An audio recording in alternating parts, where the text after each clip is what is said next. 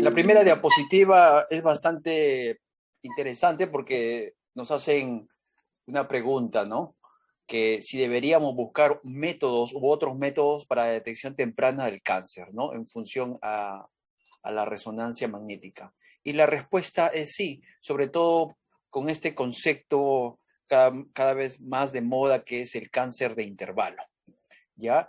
Es bien sabido en radiología que la mama densa en mamografía tiene su limitación en su sensibilidad en el diagnóstico, ¿no? 38 a 50%. Y el cáncer de intervalo, que por cierto es aquella neoplasia que aparece entre el intervalo justamente de estos controles anuales, tiene la peculiaridad de ser muy agresivo, ¿no? Triple negativo, o sea, de alto grado generalmente.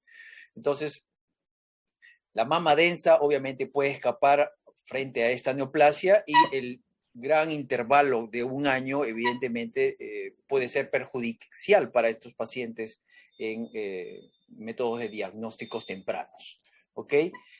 Casos como este, por ejemplo, de manera introductoria, donde ya lo hemos tenido en la experiencia, ¿no? Una mama densa con algunas pequeñas microcalcificaciones, y recordemos que la mamografía no ve todos los cánceres o todos los subtipos de neoplasias, ¿no? Sobre todo aquellas que tienen gruesas calcificaciones pleomórficas, aquellas que tienen una opacidad, que sí son detectadas en mamografía, pero hay un subtipo o tipos de cáncer de mamas que no son detectados fácilmente con la mamografía. El mismo paciente, vean ustedes cómo en la resonancia magnética, en una secuencia, vamos a ver uno de los objetivos, las secuencias, vamos a ver que en esta secuencia con contraste, el mismo paciente muestra un realce diferenciado, claramente un realce que contrasta con el parénquima, con el background del parénquima normal, ¿no? Todo esto que yo estoy delimitando con el puntero correspondería a la neoplasia. Se ha demostrado por resonancia magnética, ecografía, mamografía que el verdadero volumen tumoral es más cercano que con resonancia que incluso con ecografía, ¿no? Aquí yo tengo que estar admitiendo a todos los que ingresan, a ver si me ayuda ahí la señorita. Bueno, uh, esta, para entender rápidamente también las características de la resonancia magnética, en general son por lo menos tres secuencias importantes en mi experiencia y en la práctica. El estudio dura entre 8 a 15 minutos. Estamos hablando de un protocolo intermedio, o sea, un protocolo donde no voy a utilizar todas las secuencias dinámicas, ¿sí? Voy a obviar algunas secuencias, pero este protocolo intermedio tiene la ventaja, pues, de tener igual performance que un protocolo completo, pero la ventaja es que el paciente está menos tiempo en el resonador. Entonces, eso es ideal para aquellos pacientes que tienen problemas como claustrofobia. Esta es una de las secuencias que en el cuerpo entero, cerebro, tórax, abdomen, en realidad es una de las más anatómicas y morfológicas, ¿no? Porque me delimita claramente la estructura y la resolución espacial, que es aquella que diferencia dos puntos en el espacio, ¿no? Yo puedo ver, por ejemplo, claramente la unión costoesternal, los músculos, la grasa, la piel, que es muy delgadita, muy sutil, pero acá ya voy viendo un discreto engrosamiento de la piel. A pesar que es una secuencia bien anatómica y morfológica, en resonancia magnética no es la secuencia para encontrar el cáncer. Repito, no es la secuencia para detectar el cáncer. La secuencia para detectar el cáncer es la secuencia ponderante 1 con sustracción dinámica al segundo minuto. Pero esta es muy anatómica porque me permite ver la grasa, el tejido fibroglandular, su cantidad, porque cambia en el tiempo, ¿cierto? Los quistes se comportan hiperintensos, blancos realmente. Los fibroadenomas fibrosos son imágenes bien características por resonancia, tanto así que podemos asumir o decir en el informe que los hallazgos son compatibles con fibroadenoma fibroso, por ejemplo, ¿no? Entonces, es muy certera en esas patologías que acabo de mencionar. El cáncer en general se ve como una señal intermedia, mucho cuidado. Puede ser también una formación quística compleja, ¿no? Pero la mayoría de las neoplasias son lesiones con señal intermedia de bordes irregulares.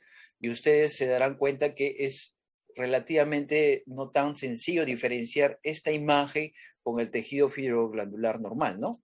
Entonces, A continuación hay otra secuencia que podríamos obviarla en un protocolo FAST. El protocolo FAST o ultrafast puede obviar esta secuencia que es el STIR.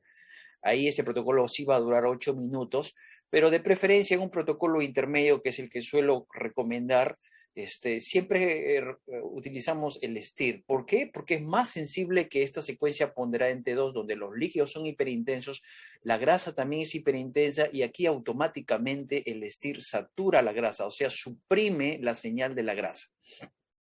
En realidad, en este momento donde todo está digitalizado, todo está por computadora, creo yo que el estado de arte de la mama en resonancia magnética es muy promisorio, ¿no? Porque yo puedo solamente con un clic ver una secuencia y suprimir.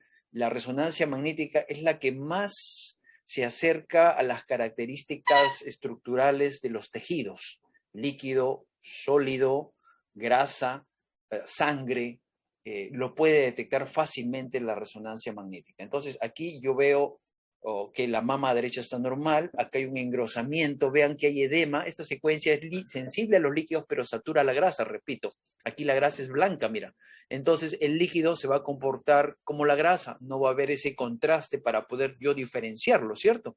En cambio en el STIR claramente veo que hay más edema, confirmo el edema, el engrosamiento de la piel.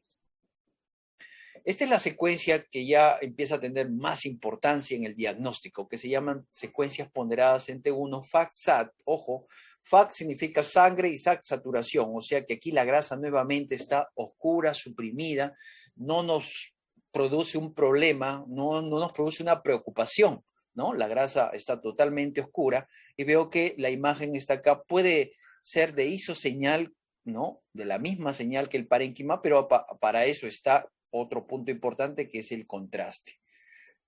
Me detengo acá para reforzar la idea de que una resonancia magnética sin contraste es un estudio realmente limitado. Existen algunas publicaciones con respecto a utilizar la resonancia sin contraste, utilizar o reemplazarlas con la secuencia de difusión, pero particularmente pienso que todavía hay una limitación al respecto.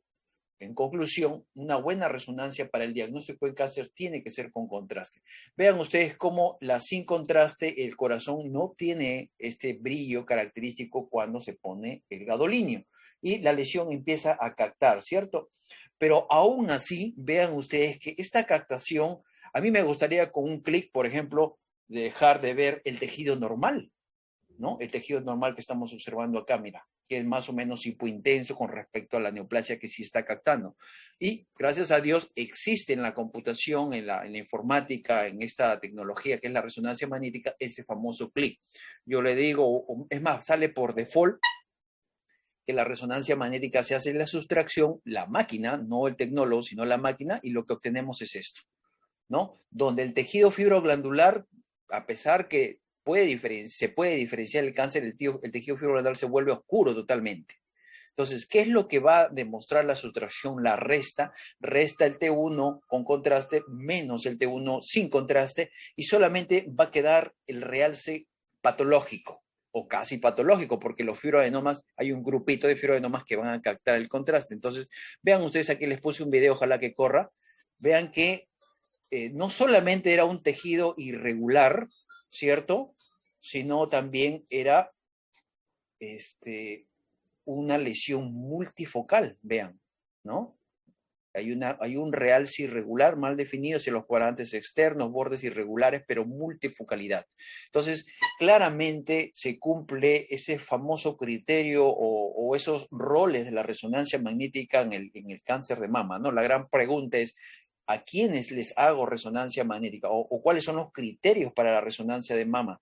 Uno de ellos es la planificación o el estadiaje. Y el estadiaje, obviamente, voy a demostrar que la neoplasia compromete tales cuadrantes, tiene cierta dimensión, hay multifocalidad, multicentricidad, bilateralidad, compromiso ganglionar o compromiso del complejo pezón-areola. Miren que en la sustracción hay discreto realce del pezón-areola que es dentro de lo esperado, ¿no? Es un discreto realce.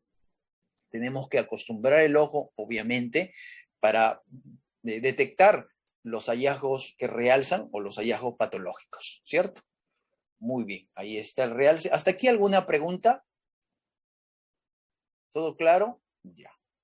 Creo que eso era lo más importante. Este paciente, el que acabamos de ver, tenía, esa era la primera imagen, era la inicial. Estas son los controles después de 5 meses del tratamiento. La lesión se ha reducido, ¿no? Está más pequeña, la secuencia ponderante 2 y nuevamente la secuencia con sustracción vemos claramente que persiste el realce. Y aquí me voy a volver a detener para enfatizar que uno de los valores de la resonancia magnética no solo tanto no solo es el diagnóstico o la adecuada estadificación del cáncer, sino también la valoración de la respuesta al tratamiento. Hasta hoy tenemos 2 formas de ver la respuesta al tratamiento. Uno es con el PET-CT, que es costoso y poco accesible, o de hecho, idealmente debería ser un PEN de la mama, ¿no? Pero el que es más frecuente y el mayor usado es la resonancia magnética.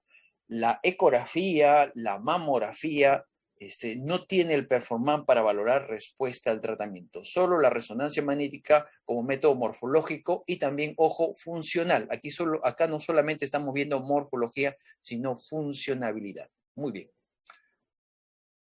Voy a correr aquí. Esta imagen lo saqué de una revista internacional, Radiographic, ¿no? Recientemente. Y vean que para valorar respuesta al tratamiento en los diferentes tipos de cáncer, la resonancia magnética tiene un buen performance, pero los mejores, ¿no? La verdadera respuesta o el predictor de la exactitud de la resonancia magnética para valorar respuesta completa patológica es alta en triple negativo, en los subtipos ER2, ¿sí? Y baja más bien en luminal A y luminal B. Esto es sumamente importante, ¿ah? Porque tiene un alto valor predictivo negativo, que ya lo sabemos para el diagnóstico, pero también tiene un alto valor predictivo negativo para ver respuesta al tratamiento, sobre todo en estos dos subtipos, ¿no? Triple negativo y ER2. Muy bien. Aquí está una imagen para demostrar lo que acabamos de comentar. Las neoplasias a veces aparecen así bien grandes, con áreas de necrosis, con adenopatías, y evidentemente la cirugía no es el manejo ideal inicial, sino la quimio y radio neoadyuvante, y luego vean cómo aquí, en este control, claramente se observa resolución completa del realce patológico en la mama, ¿no? Tanto de la lesión como de la adenopatía, ¿ok? Muy bien, entonces, esta diapositiva me demuestra también lo que inicialmente comentábamos, ¿no? Las mamas densas, si es cierto, hay una distorsión de arquitectura y muchas veces llegan al petitorio o las inquietudes de zonas de, como dicen, distorsión de arquitectura que persiste a pesar de hacer maniobras con la mamografía, ¿cierto? Aquí hay una imagen un poquito más densa que llama la atención, pero finalmente no es tan concluyente. Pero vean qué fácil se observa el realce de múltiples nódulos, su conexión es inestable. Qué fácil se observa el realce de los múltiples nódulos, la multifocalidad de la neoplasia frente a la mamografía, ¿no? Y para colmo, la resonancia utiliza las famosas curvas cinéticas que también pueden ser expresadas en colores, ¿no? Como las curvas de perfusión, donde el rojo significa que hay incremento del volumen sanguíneo de estas neoplasias. La gran pregunta es, o ustedes se preguntarán, ¿por qué la resonancia magnética detecta bastante bien el cáncer frente a otros métodos convencionales? La respuesta es muy sencilla. Las neoplasias, desde muy pequeñas, desde que ser muy incipientes, ya tienen un fenotipo particular, que es la neoangiogénesis. O sea, las neoplasias, el cáncer de mama, genera neovasos y el gadolinio impregna o absorbe o se permeabilizan los vasos para que esa zona capte con esta sustancia de contraste muy fácilmente, ¿no? Por eso les decía inicialmente que es importantísimo el uso del contraste en resonancia magnética. Muy bien, ¿hasta aquí alguna pregunta? Vamos a ver. Para aquellos que piensan que PET-CT o PET de la mama pudiera ser una alternativa frente a la resonancia magnética, les tengo este ejemplo, ¿no? Donde el paciente con cáncer de mama se somete a un PET-CT y podemos hacer la explicación más después cuándo resolver esa inquietud. Pero vean ustedes que esta resonancia magnética del mismo paciente en la misma fecha detecta claramente la neoplasia, mientras que el PET-CT no lo detecta, ¿no? ¿Y por qué no lo detecta? Porque el PET-CT, pequeñas lesiones simétricas, menos de 8 milímetros, no van a ser detectadas. Lesiones que tienen de repente no tan alto grado como el triple negativo también pueden ser no detectadas con PET. Esta diapositiva la saqué de una plataforma que los radiólogos manejamos en el RESNA, pero para resumir lo que estábamos comentando, el primer paso que tiene que el especialista en la mama aprender es reconocer las secuencias en su protocolo, que no es nada del otro mundo, es cuestión de acostumbrar el ojo. Y una de ellas, de las que ya hemos visto y las vamos a manejar de manera práctica en los siguientes minutos, es la secuencia ponderada en T2, la secuencia STIR. Y vean ustedes cómo cambia de repente algún nombre, ¿no? En vez de decir STIR, le dicen Spire, ¿sí? Claramente vemos que utilizan el contraste en T1 FACSAT sin y con contraste. Dixon es parte también de un T1, o sea, es parecido al T1, y acá utilizan la difusión. La difusión en realidad se utiliza para lesiones más bien sólidas, pero recordemos que el cáncer de mama en resonancia magnética puede verse de dos formas: una lesión claramente sólida y una lesión con realce no masa, que no tiene una representación sólida en las secuencias ponderadas en T2. ¿Ok? Entonces son dos tipos de presentaciones. El screening en resonancia magnética tiene un buen performance, ya lo mencionamos, detecta precozmente el cáncer y sobre todo los cánceres que tienen significancia clínica, ¿no? Los cánceres de intervalo. Mientras más precozmente encontremos una neoplasia, el pronóstico de la enfermedad de vida o de sobrevida global es mejor. ¿Cuál es la diferencia en estos métodos? En la evolución tenemos que entender que la detección de la mamografía o de la tomosíntesis está basado sobre todo con procesos fisiopatológicos que se representan con cambios como hipoxia, necrosis, fibrosis, distorsión de arquitectura y calcificaciones.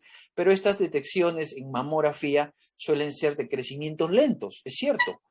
El cáncer se necrosa y los conductos, la unidad ducto-lobulillar empieza a calcificar, por eso aparecen esas calcificaciones pleomórficas.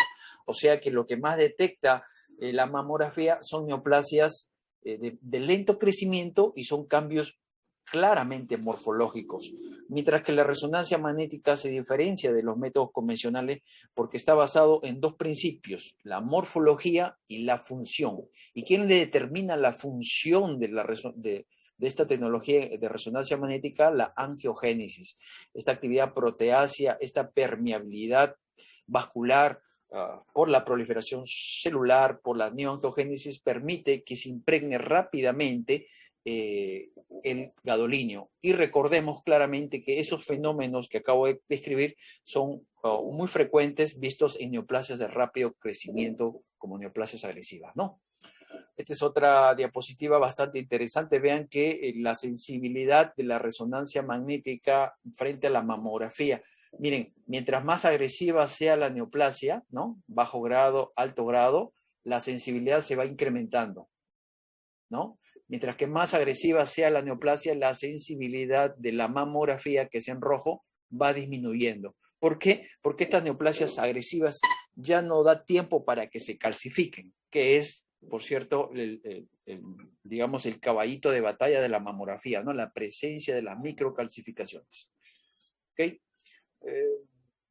Muy parecida al cuadro anterior, ¿no? Los cánceres invasivos, los cánceres de mayor grado son más detectados con resonancia, como lo demuestra esta diapositiva. Miren, en los años también se estudió la sensibilidad de la mamografía, resonancia y ecografía, su especificidad, su valor predictivo positivo y negativo, ¿no? Y creo que para resumir, lo más importante, lo primero que debemos también saber que resonancia magnética tiene el valor predictivo negativo más alto que cualquier otro método, ¿sí? llega a 99.8%. Por aquí no la tengo la diapositiva, creo que está en otra charla. Pero, repito, el valor predictivo negativo de la resonancia en cáncer de mama es 99.8%. ¿Qué significa valor predictivo negativo? Que si la resonancia es negativa, si no hay algún hallazgo que realce al ojo del radiólogo, el 99.8% es que no hay cáncer, así de simple. Podemos encontrar hallazgos benignos, como fibroadenomas, como quistes complicados, etcétera, pero cáncer no. El valor predictivo positivo en resonancia magnética no es tan alto, pero va a depender mucho del expertise del radiólogo, ¿no? La sensibilidad en la resonancia magnética frente a la ecografía MIRI 91, 93, 100 es bastante alta, ¿no? Frente a 52, 37, 17 en los diferentes grupos de estudio o investigadores en los diferentes años de investigación también, ¿no? Las indicaciones en resonancia magnética también es importante conocerlas o recordarlas, porque yo sé que muchos de ustedes están muy metidos en el mundo de la mama, en la resonancia, y saben, ¿no? Y una de ellas es el screening en pacientes de alto riesgo. BRCA1, BRCA2, síndrome de Li-Fraumeni, pacientes que han sido irradiados en el tórax, ¿no? En linfomas, por ejemplo. La evaluación prequirúrgica es bastante obvia, que es importante. Yo entiendo que la realidad a veces se prescinde o se evita hacer la resonancia magnética por temas de costo y de accesibilidad, pero es mejor, porque incluso un 10% de pacientes que tienen un cáncer de la mama, digamos, agresivo, un 10% tienen cáncer en la mama contralateral. Y puede pasarse por alto, repito, en estudios como ecografía, que es operador dependiente, ¿no? Terapia neoadyuvante, ya lo vimos con un claro ejemplo, ¿no? Cómo hay respuesta completa patológica que se correlaciona muy bien con respuesta completa radiológica en triple negativos y ER2, en cáncer oculto de la mama, y también lo hemos visto con muchos ejemplos en la práctica diaria, donde hay ganglios, el paciente debuta con su enfermedad solamente con ganglios en la axila, ¿no? Y a veces hay pequeñas lesiones que no los detecta la mamografía ni la ecografía, y resonancia magnética detecta el cáncer oculto en estos pacientes que debutan con adenopatías, ¿no? Muy bien, los dos criterios más importantes para poder diferenciar una lesión benigna de una maligna son dos: la morfología y la captación del contraste. Y la morfología es la misma que se trabaja en ecografía y mamografía, o sea, bordes microlobulados, bordes irregulares, bordes espiculados, ¿cierto? Más alto que ancho, ¿cierto? Y la captación del contraste asociado a estos cambios morfológicos le agrega el valor predictivo positivo al estudio en resonancia. O sea, neoplasia, generalmente el 100% de las neoplasias en cáncer de mama van a captar el contraste. El realce de las captaciones también es un estado de arte, y eso lo vamos a ver con los ejemplos, pero creo que antes de pasar a los casos prácticos, solo quería enfatizar que los protocolos rápidos deberían ya incluirse casi en todos los lugares aquí en Perú, porque como bien lo ha estudiado los estudios de la doctora Kuhl o muchos otros, es muy tolerable, porque son 8 o 15 minutos, es un método que mantiene su efectividad, y obviamente al reducir el tiempo, no solamente el paciente sale con un confort, sino que también el radiólogo resuelve la inquietud si existe o no cáncer. Si hay muchas secuencias en protocolos muy largos, el radiólogo obviamente se va a demorar más, ¿no? Las recomendaciones para detectar el cáncer en cualquier escenario, un radiólogo tiene que ser menos de un minuto, ¿no? Menos de un minuto el radiólogo puede definir que ese estudio está positivo o negativo. Muy bien. Bueno, esta es una diapositiva que demuestra claramente, para que se quede en la mente de todos ustedes, qué es la neoangiogénesis y el incremento de la permeabilidad, lo que favorece esta captación del contraste. Ya están saliendo algunos protocolos ultra fast, o sea, más rápido que el fast que acabamos de mencionar, pero en realidad en la práctica el realce al segundo minuto detecta todos los cánceres, ¿no? En general. Para eso se recomienda utilizar dinámicos de 3 o de 4 minutos para aquellos cánceres que de repente no estén captando mucho, ¿ok? Esta es una paciente importante, este es un caso interesante porque tenía 40 años. Tenía un nódulo, vean que son los bordes lobulados, una señal nuevamente intermedia. Esto no es una señal de quiste, ¿eh? La señal de quiste es blanca, tiene paredes bien finas, o sea, esto no es un quiste. Tampoco es una lesión claramente sólida, parece una lesión media necrosada, ¿sí? Pero los bordes no me están gustando. En las secuencias con con STIR, ahí aparece el real, este es un contrastado y este es una sustracción. La sustracción demuestra que efectivamente este contenido era necrosis porque no está captando, pero sí los bordes son irregulares. Entonces, en estos pacientes que tienen 40 años, cuya biopsia salen de muy alto grado, aquí sí está recomendado el PET-CT. ¿Por qué? Porque puede detectar y de hecho cambia el estadiaje N y el estadiaje M sobre todo, ¿no? Pero quiero aclarar que el estadiaje T, o sea, el tumor, el estado de arte sigue siendo por resonancia magnética, ¿no? El paciente, este es un MIG que sale de la sustracción, ¿no? Esto se hace un clic y se llama MIG, o sea, máxima intensidad de proyección, para que el radiólogo rápidamente detecte estos son vasos y dice, uy, acá hay una imagen. Y esto simplemente lo hace en segundos y se detecta claramente. Repito, las curvas dinámicas pueden hacerlas de manera automática o pueden ser vistas de manera subjetiva con los mapas de perfusión, ¿no? Como en este caso, ¿no? Por default salen las imágenes y claramente vemos este rojo e incluso el verde nos dice que hay incremento del volumen y por lo tanto hay neoangiogénesis. Pero obviamente ya con la morfología estábamos definiendo que se trataba de una neoplasia. Obviamente el estadiaje en cáncer se hace por tomografía, ¿cierto? Porque es muy accesible y ya nos encontramos con una imagen hipodensa en el lóbulo derecho, segmento 7, que nos llama la atención. Para confirmar, se le pidió una resonancia magnética donde muestra restricción a la difusión, señal intermedia, o sea, eso es una metástasis, pero apareció una imagen en el cuerpo vertebral que no era muy concluyente. Como el paciente tenía cáncer triple negativo, y a pesar que medía menos de 2 centímetros, ese sí es un criterio para solicitarle un PET-CT, ¿no? Entonces, se le hace el PET-CT, ahí está la imagen hipermetabólica, pero se le encuentra esta imagen hipermetabólica a la altura del cuerpo vertebral donde no hay cambios morfológicos y esto también es algo importante, ¿no? La imagen molecular se antecede a los cambios morfológicos. Ahí está. Entonces, el paciente se lleva un adecuado diagnóstico local y su TNM adecuadamente, ¿no? Entonces, al revisar la literatura se demuestra que está recomendado hacer PET-CT en pacientes menores de 40 años con cánceres de mama agresivos, ¿no? Miren, ve, chiquito, menos de 2 centímetros, pero ya tiene metástasis ósea y hepática. ¿Modifica el estadiaje? Claro que sí. Ajá. Aquí vamos a salir a la práctica para poder ver. Estos son casitos interesantes también, pero creo que sería importante ver uno que otro por acá. ¿Hasta aquí alguna pregunta? Una pregunta, doctor Cernaque, doctor Cotrina. ¿Se escucha? Sí. Ya, sí.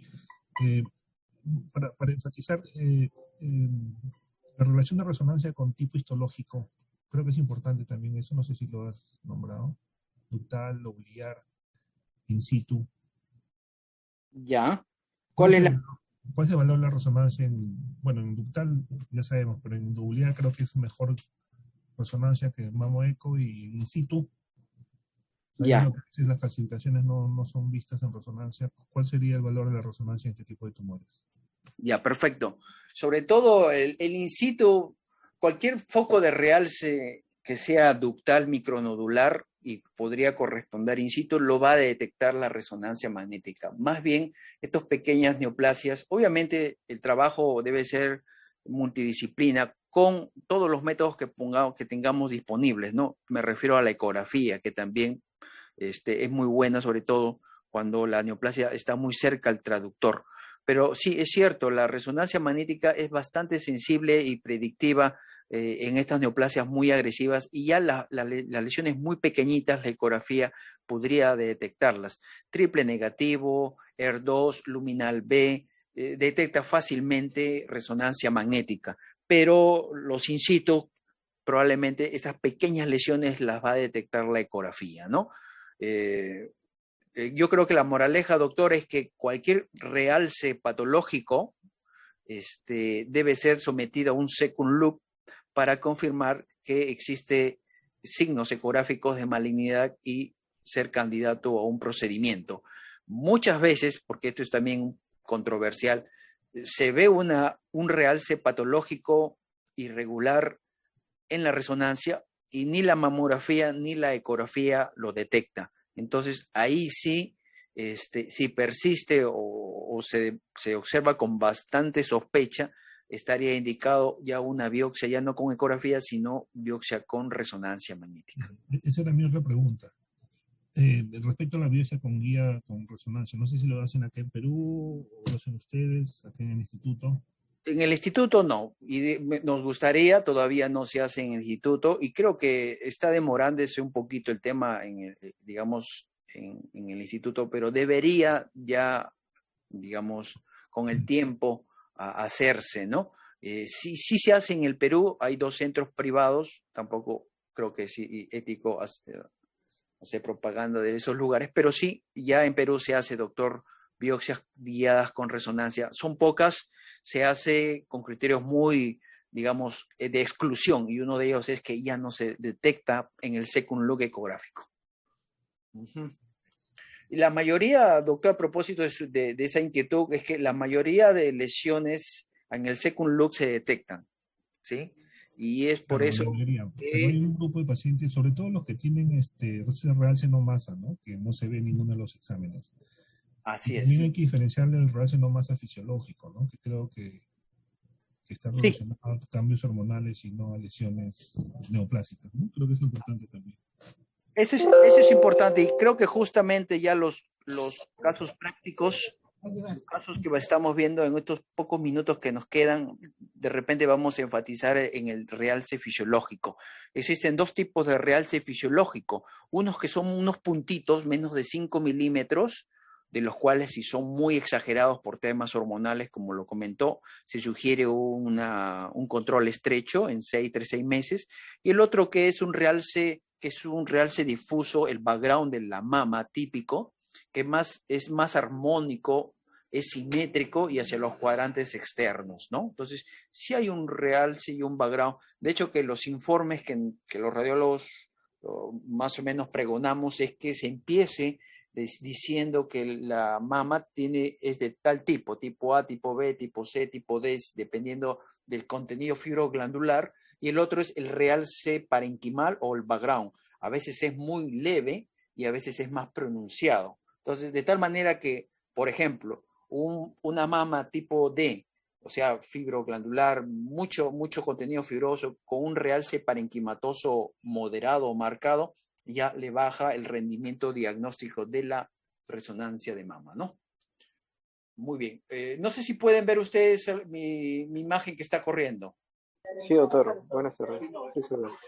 Sí, gracias por la pregunta, doctor. Así me gusta que interrumpan, y sí, por aras de aprender, no hay problema. Estamos todavía en los minutos, digamos, reglamentarios. Miren, este es un T2. Para aquellos que a veces no es muy amigable ver solo una diapositiva, les he traído la imagen aquí en un estudio, aprovechando la tecnología, ¿no? El tejido fibroglandular, secuencias ponderadas en T2, y esta es la señal, la cual yo le llamo señal intermedia. Pero claramente vemos que también tiene alta señal, ¿no? A ver, vamos ahí. Focos de alta señal. Eso traduce necrosis. Claramente vemos que el borde es irregular, y estamos frente a una lesión muy sugestiva de malignidad, pero una lesión de tipo masa, lo que había mencionado el doctor Cotrina, ¿no?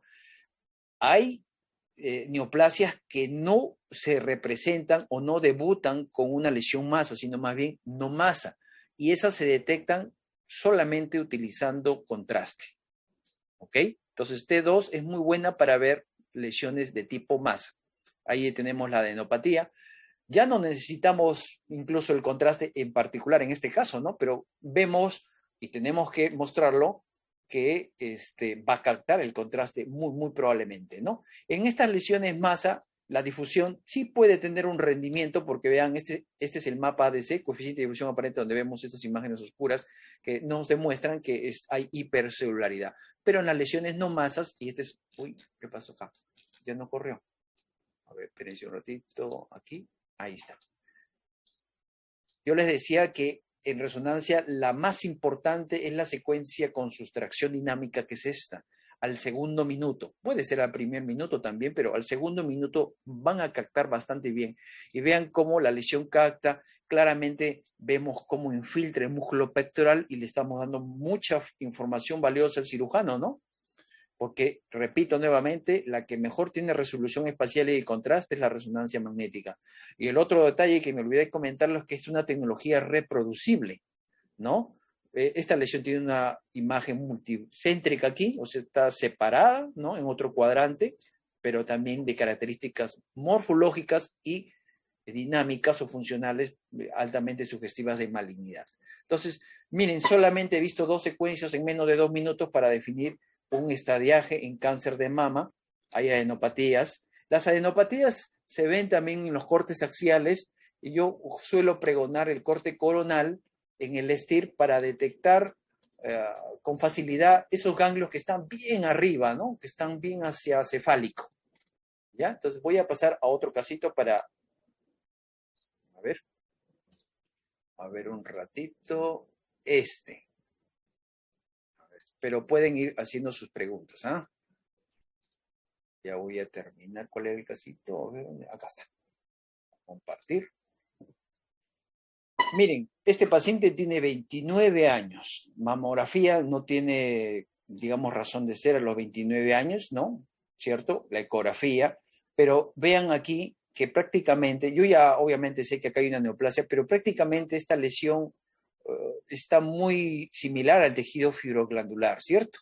Acá hay algún signo que es la retracción de la mama, es una lesión de una señal, casi hizo señal con el tejido fibroglandular, pero lo detecto claramente porque ya vi el caso previamente, ¿no? Entonces tiene bordes irregulares.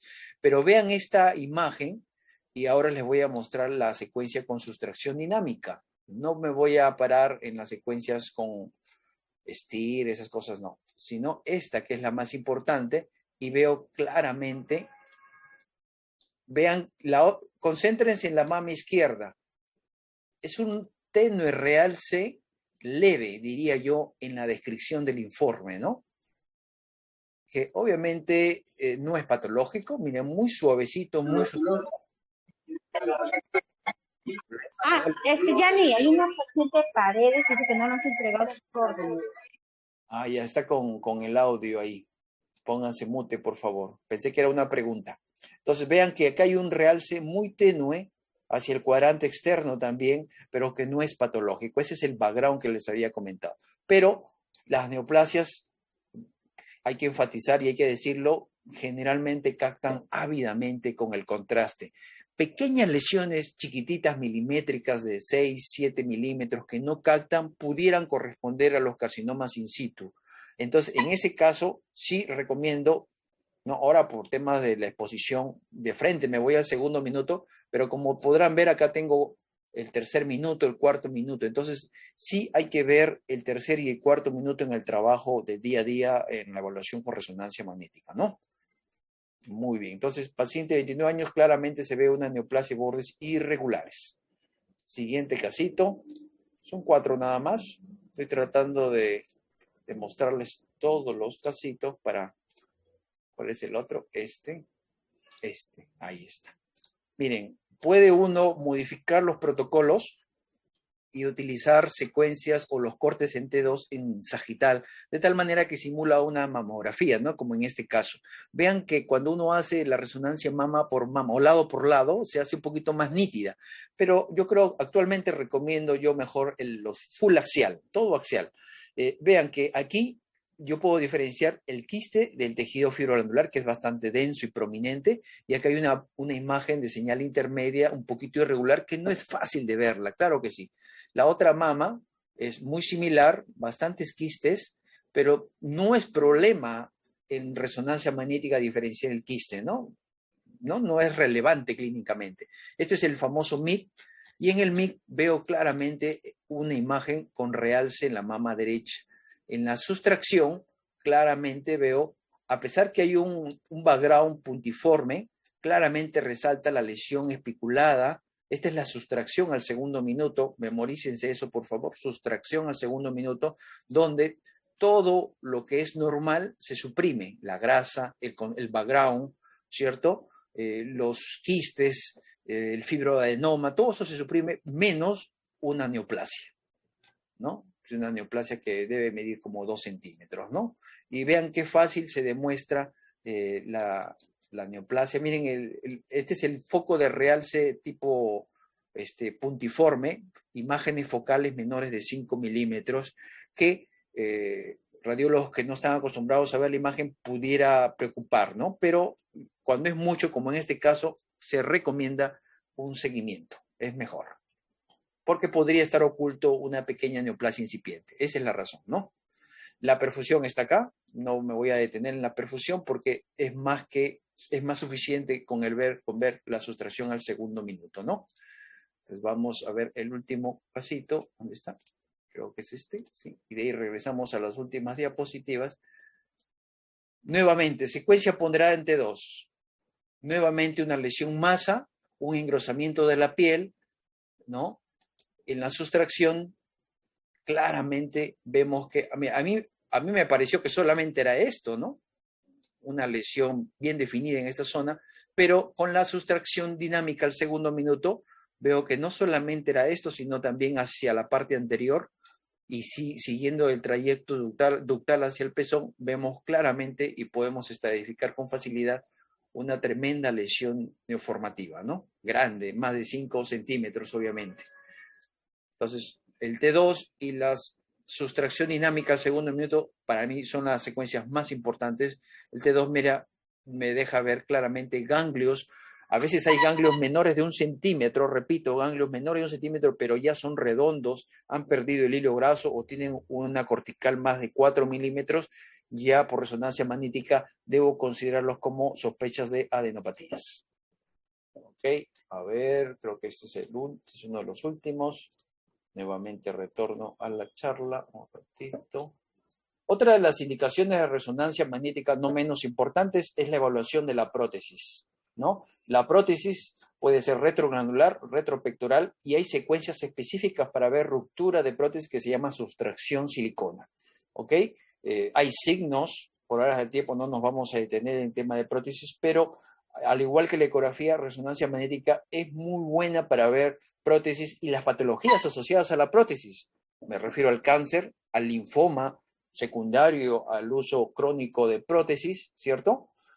O los procesos inflamatorios o infecciosos asociados a la prótesis, las capsulitis, las contracturas capsulares, entre otras. En nuestro medio, no sé si en otros países, es frecuente también ver, miren, este paciente tenía prótesis y tenía un cáncer, qué pena. ¿Por qué detecto rápidamente? Por la sustracción, ¿no? Capta rápidamente, hay un realce irregular. En nuestro medio, aquí están las secuencias con sustracción silicona. Decía que en nuestros medios hay una tendencia en algunos lugares a utilizar biopolímeros libres, donde la ecografía, creo que por aquí lo tengo, los biopolímeros libres, donde la ecografía se hace todo un signo que llaman tormenta de nieves, donde no deja ver el ecografista la búsqueda de neoplasia. La mamografía se vuelve totalmente densa, también no deja ver. Por lo tanto, aquellos pacientes que utilizan biopolímeros, resonancia magnética es una excelente herramienta para diagnosticar neoplasia oculta. ¿Por qué? Por la sustracción, ¿no? La sustracción no desaparecen los biopolímeros y solamente el realce patológico me demuestra enfermedad. En el mundo ya existe PEC resonancia, por cierto, ¿no? Donde el PEC, la tomografía de emisión de positrones, puede no solamente utilizarse 18-FDG como biomarcador de glucosa, sino ya radiomarcadores más selectivos hormonales, donde al fusionarlo con la resonancia me puede dar claramente valiosa información morfológica y funcional o metabólica de la enfermedad, no solo para el diagnóstico, sino también para valorar respuesta al tratamiento. Como en este caso, ¿no? Este es un PEC resonancia, no disponemos de esta tecnología, pero ya hay en el mundo. Muchas gracias, doctores. Estoy presto para sus preguntas. Buenos días. Yo tengo una duda respecto al PET. Usted mencionó que sería recomendable cuando hay calcificaciones por mamografía, pero también indicó que sería recomendable antes de los 40 años. Tengo una pequeña duda sobre eso. ¿En qué momento se indica una PET? Ya. El PET-CT no se utiliza para diagnóstico inicial del cáncer de mama. Estoy hablando de manera ya digamos, en resumen, ¿no? Repito, el PET-CT no se utiliza para estadificación local del cáncer de mama. Para la estadificación local se utiliza ecografía, mamografía y resonancia magnética, con las virtudes que ya hemos conversado de resonancia. ¿Cuándo se utiliza el PET-CT?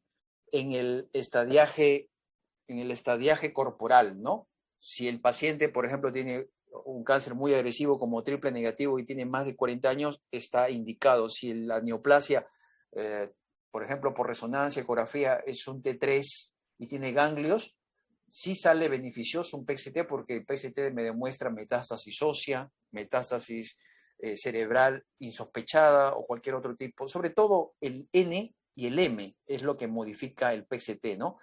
Ganglios que solamente están en axila por ecografía o resonancia, tú le haces un PET-CT, encuentras ganglios en la cadena mamaria, ganglios en la región supraclavicular, y si son hipermetabólicos, la certeza diagnóstica es muy alta, ¿no? Entonces, en resumen, no es usado o no es útil utilizar tecnología metabólica para estadificar el T en cáncer de mama.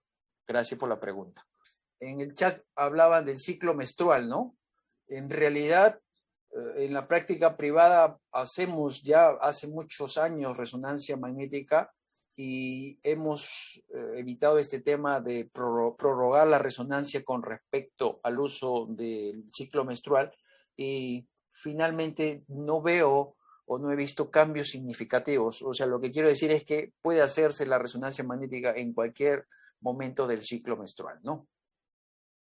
El cáncer se puede diferenciar su realce de los cambios postquirúrgicos y del background o el realce fisiológico de la mama. De hecho, que algunos pacientes vienen con su cirugía reciente y quieren definir si hay enfermedad residual. Y resonancia magnética puede diferenciarlas porque los cambios postquirúrgicos son claramente diferentes a un realce tumoral. Espero que haya respondido la inquietud del WhatsApp. Esa era la pregunta. Creo que estamos, sí, son 12:53. Hemos hablado 53 minutos, algunos puntos teóricos, algunos puntos prácticos, unos casos prácticos.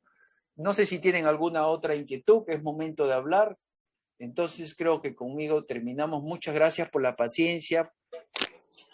Gracias, Raimundo, como siempre, las charlas muy interesantes, muy didácticas, y bueno, agradecerte en nombre del departamento y de todos los asistentes, ¿no? Hasta la próxima. Gracias. Muchas gracias. Un abrazo, doctor Cotrino, un abrazo, doctor Pinillo. Muchas gracias a todos. Chao. Muchas gracias, doctor Sernaque.